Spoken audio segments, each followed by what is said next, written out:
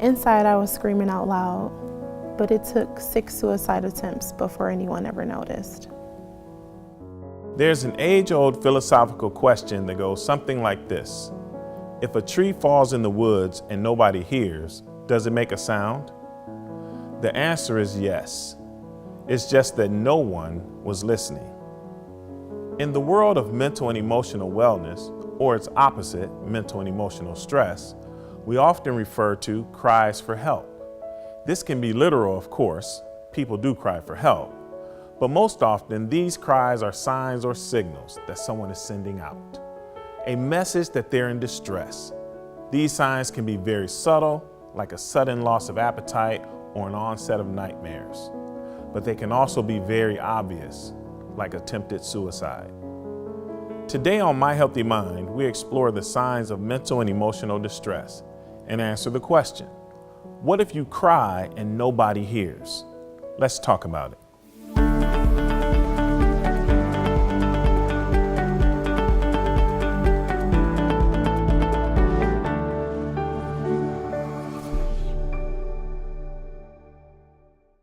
Welcome to My Healthy Mind. I'm Michael Hunter.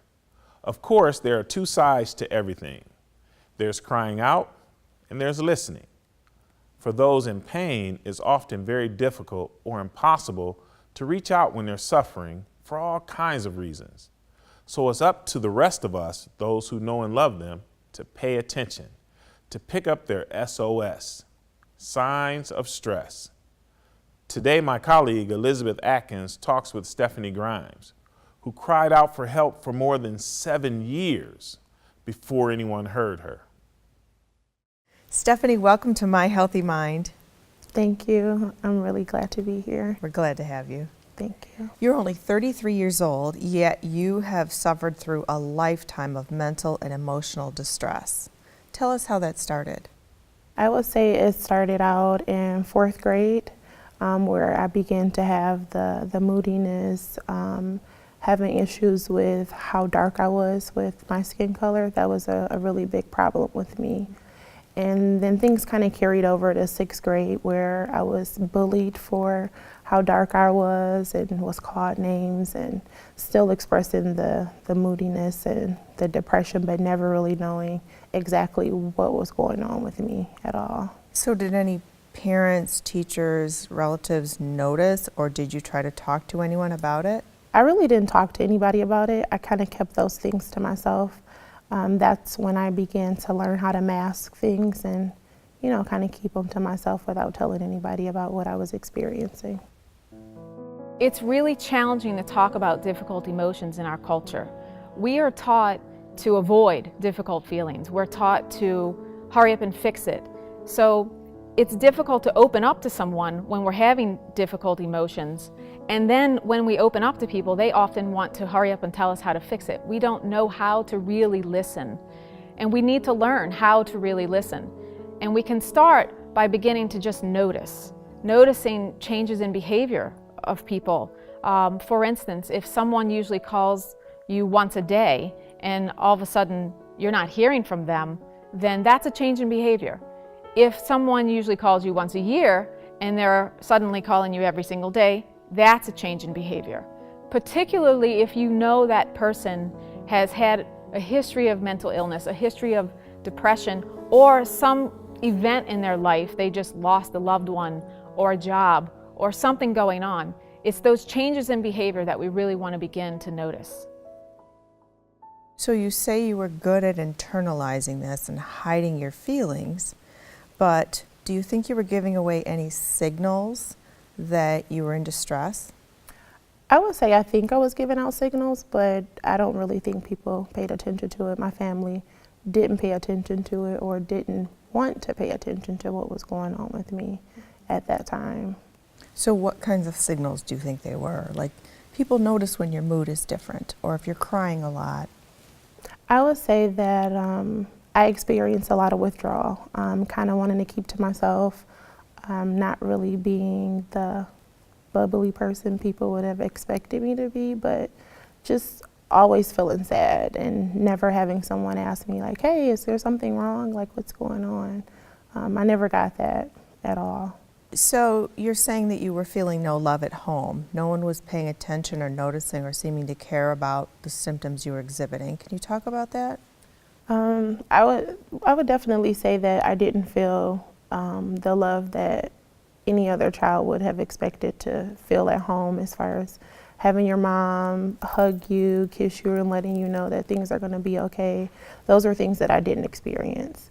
So I just really felt alone and felt by myself. So I was able to just learn how to mask things and just deal with things by myself in silence. But your wounds inside were festering, getting worse. And by 10th grade, tell us what happened. At that time, I had begun to find out different ways to commit suicide. I was able to pull up information and find different ways of how I could commit suicide. And during that time, it was homecoming. So that day before homecoming, I called 911 and I asked them what would happen if someone took a certain amount of pills. And the lady told me that they would need to, seek medical attention. And at that time, I was still feeling sad, still feeling depressed, and I just felt that I would be better off dead. So I went upstairs in my aunt's house and took a various amount of different medications and came back downstairs, and I let my friend know that I had, taken pills, and she was like, you need to let your mom know.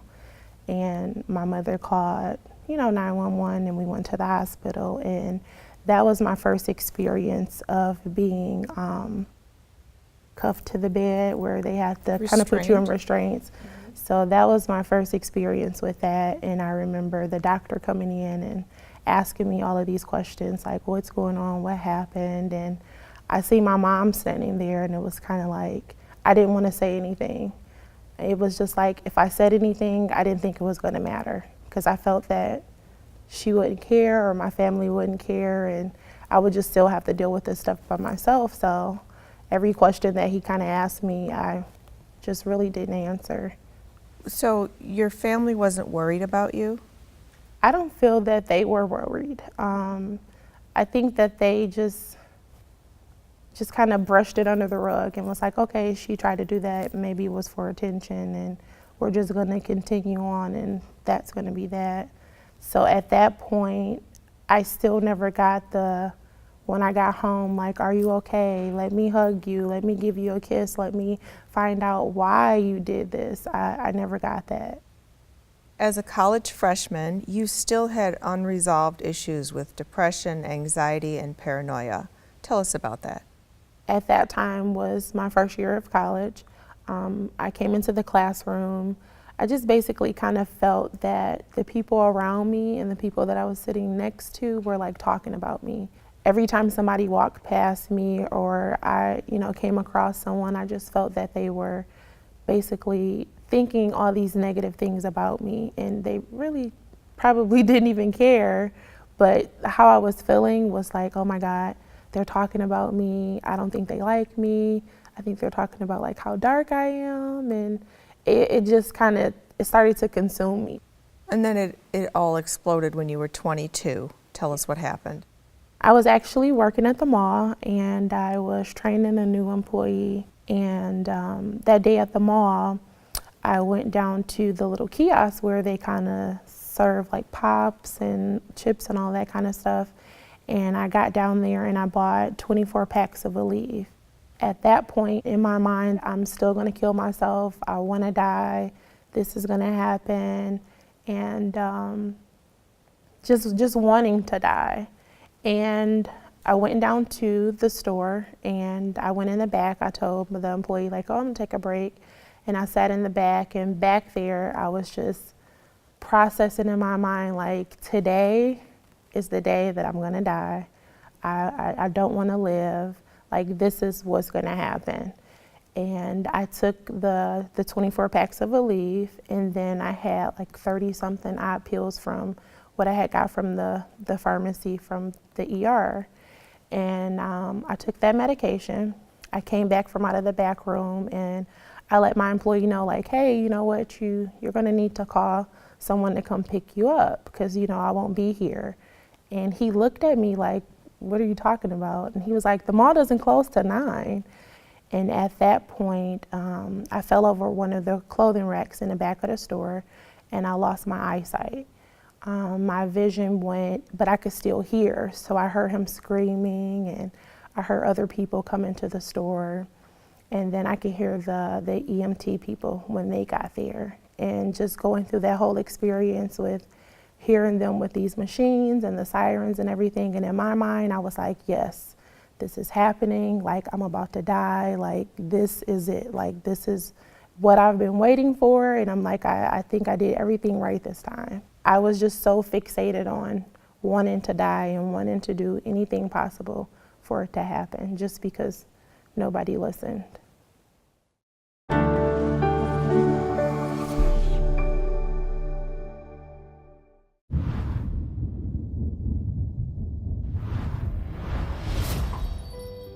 You may not realize it, but these words, often used to describe someone with a mental health condition, can be very harmful. In a country where 1 in 5 people are affected by a mental health condition, it's time for all of us to step up and change the conversation. Just because someone's struggle isn't obvious on the outside doesn't mean they aren't hurting on the inside. We need to see the person, not the condition. Join with me, pledge to be stigma-free.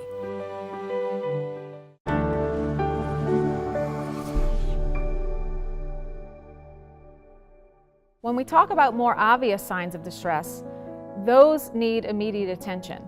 Things like cutting, violence, attempted suicide, or clear cries for help. You can begin by asking the person, are you hurting yourself? You can ask them if they're considering taking their life.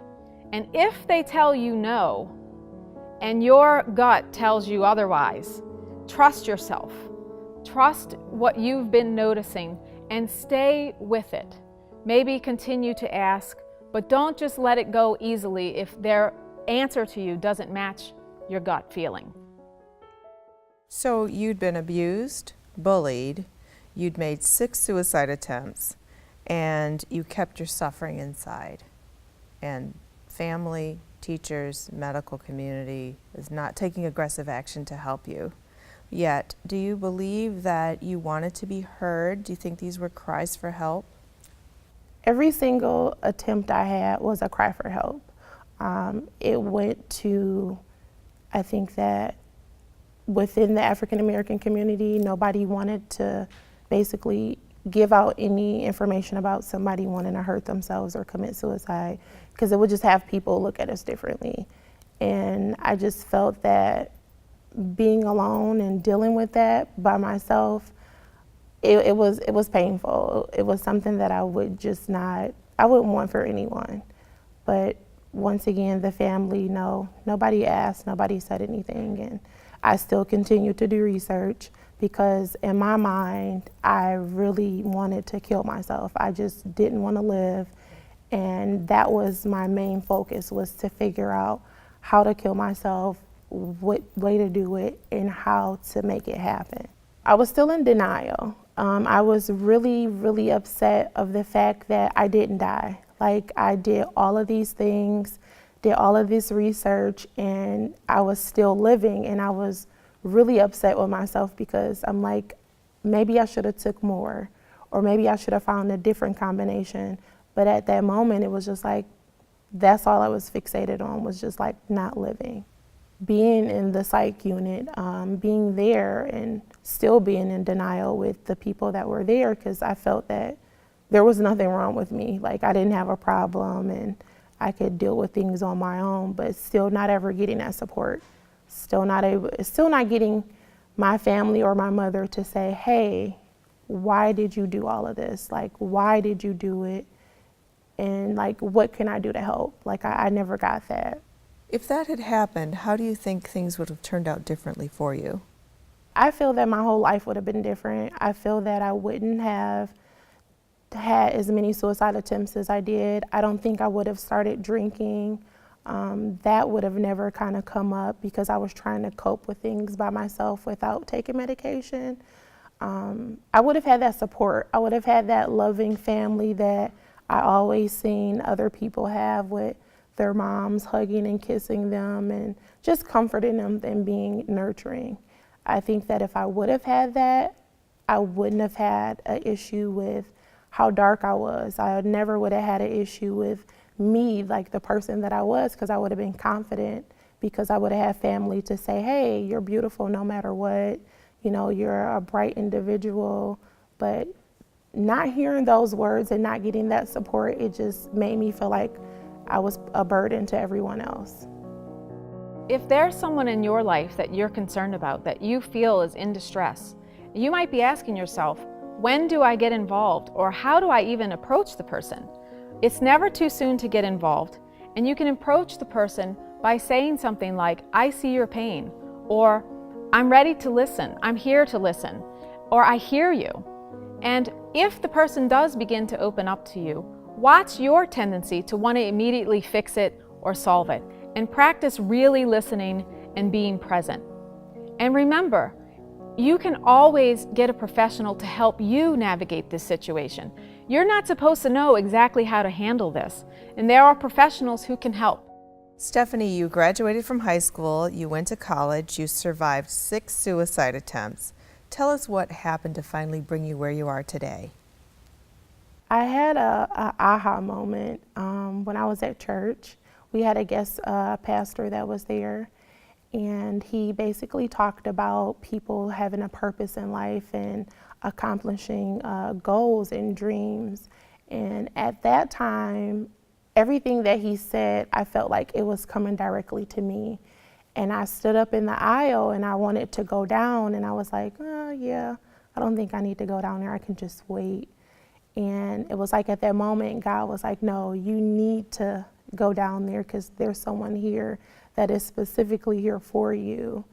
And I got down to the front of the church, and by that time the pastor had come off the stage, and he got close to me and he started to say, I know that you've been through a lot of trauma, you've experienced a lot within your lifetime as far as like your sickness and, you know, the things that have happened to you in life, and people telling you that you can't do certain things in life and as far as accomplishments. And he was like, I just want to let you know that you can do everything that you think and wanted to do. And at that moment, it was like a relief, because I felt that I had a stranger that I had never even met before that understood how I was feeling and what was going on with me in just that one encounter. So that day, I felt that, wow, I really have a purpose in life. Like I really have something that I can help other people with as far as, you know, being supportive and listening. And at that time, I had 2 relatives that had tried to commit suicide.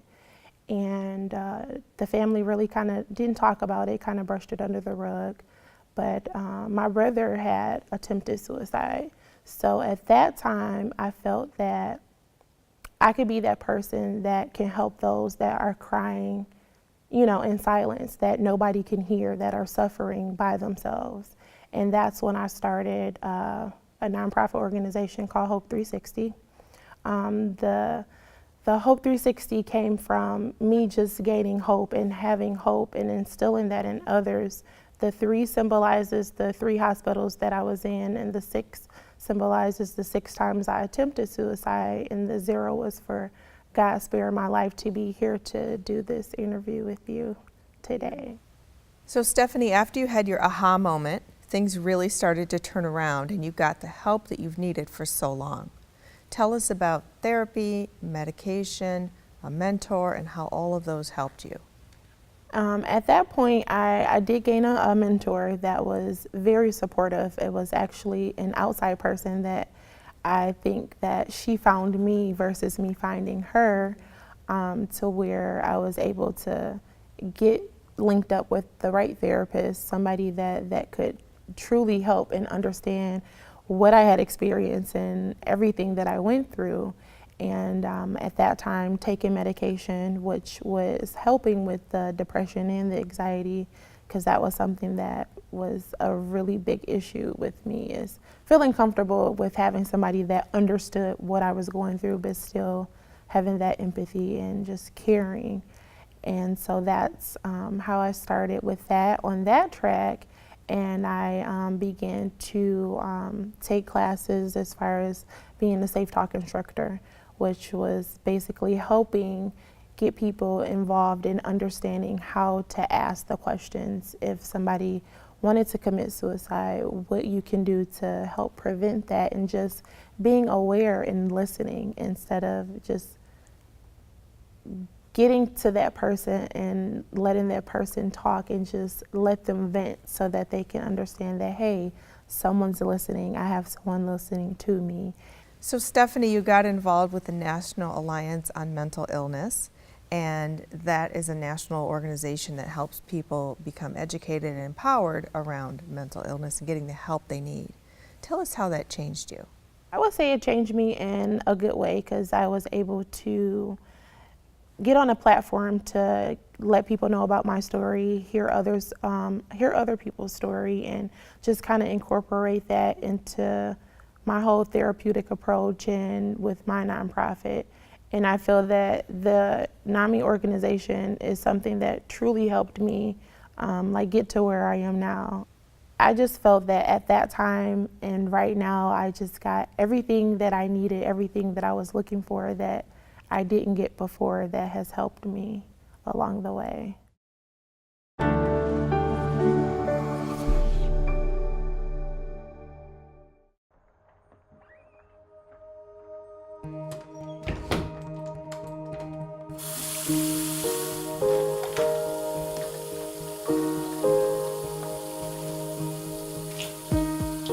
Piano, is everything okay in there? Just a minute, Grandma.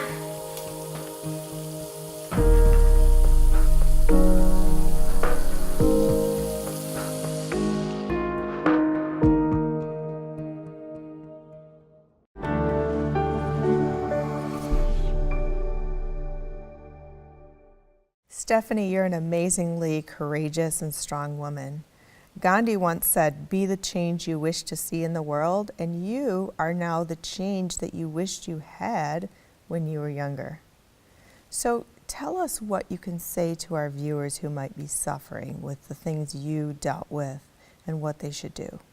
I would definitely say speak up, because that's one of the issues that we have, is we feel like we're going to be a burden to someone else with letting them know what's going on with us, and just feeling ashamed that if we let someone know that we're having all of these issues, how they're going to perceive us.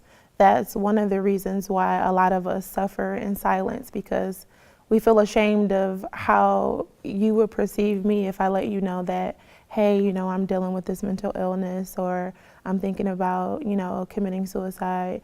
It's almost like a shame. But I would definitely say that, find that person that you feel comfortable with speaking with. It can be like a close friend, a pastor, a therapist, just someone that you feel comfortable with expressing, and you feel that they're going to be there to support you, and they're going to listen to you and not over talk you. And that's the thing. We want people to hear us and not tell us what to do, but tell us how to do things and how they can help us.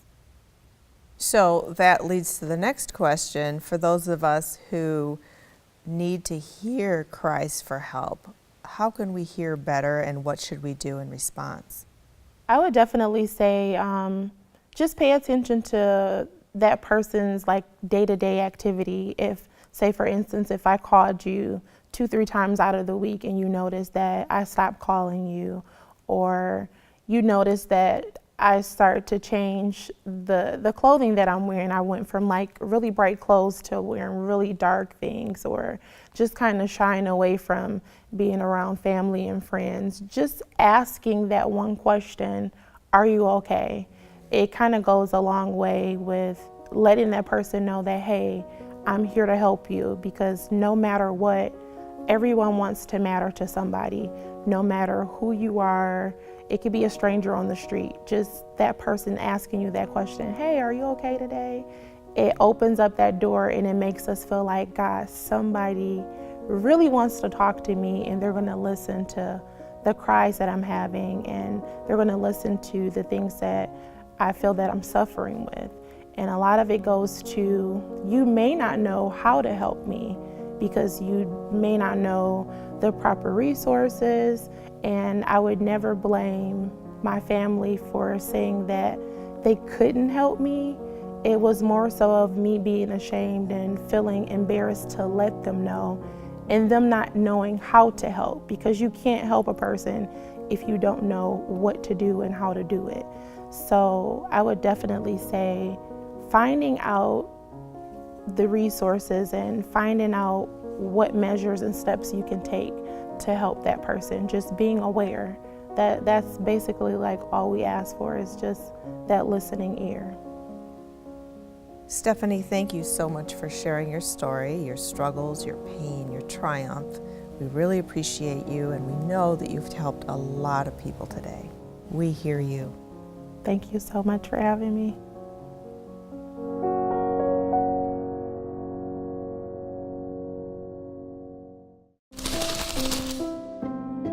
I've been pretty stressed lately. Can I bounce some ideas off you? You don't have to solve it for me. I just need you to listen. Believe me, if I could just snap out of it, I would. It's like an ex-boyfriend that just won't stop texting you, you know? Well, that sucks. You're not going crazy. You're not alone. I don't know how it feels. I don't have the right words. But I'm not going anywhere. Get in here, come on. Welcome to My Healthy Mind. A show that dares to talk about mental health matters that touch nearly every family.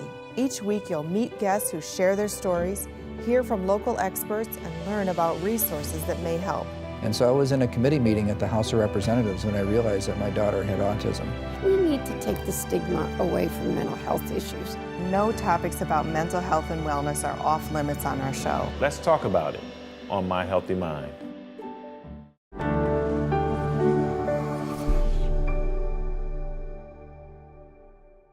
Thank you for joining us today. I hope that we've all learned some real ways to be more aware, more sensitive to the signs of mental and emotional distress, and what we can do when we hear someone's cry for help. If you'd like to talk or read more about this or any mental health issue, please reach out to us on our website, myhealthymind.com, through Twitter at myhealthymind, or on Facebook. Again, thanks for watching. We'll see you next week for another edition of My Healthy Mind. Let's talk about it.